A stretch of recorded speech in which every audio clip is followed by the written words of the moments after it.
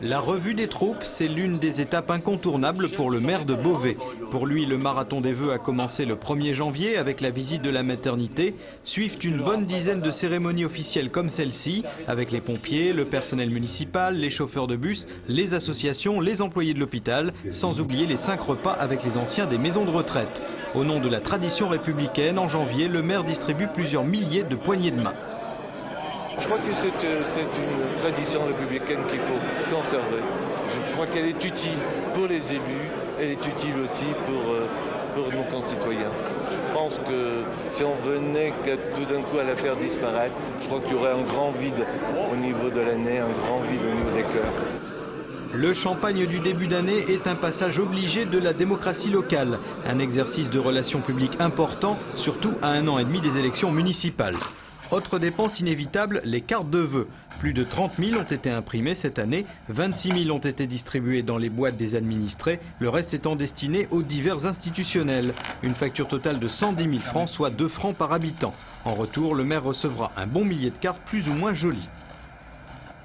À Chantilly aussi, le cabinet du maire est plongé dans le courrier. Le plus gros travail, c'est l'envoi en décembre des invitations pour l'unique cérémonie des vœux. Les invitations aux vœux représentent environ 1200 à 1400 cartons d'invitation envoyés chaque année.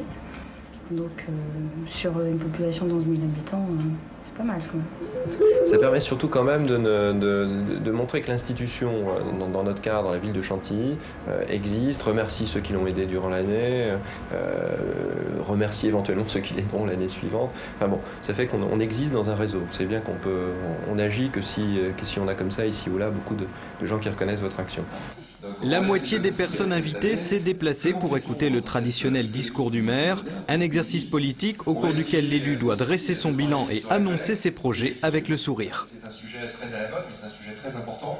Un élu, il doit communiquer, il manie de l'argent public, donc il doit dire ce qu'il en fait. Et il doit aussi essayer d'expliquer aux autres ce à quoi il croit pour essayer de les entraîner, parce qu'on arrive vraiment à rien faire tout seul. Et les vœux, c'est un bon moment pour regrouper tout le monde. Un moment stratégique, beaucoup de maires ont choisi les vœux pour annoncer leur décision de se représenter ou pas en 2001.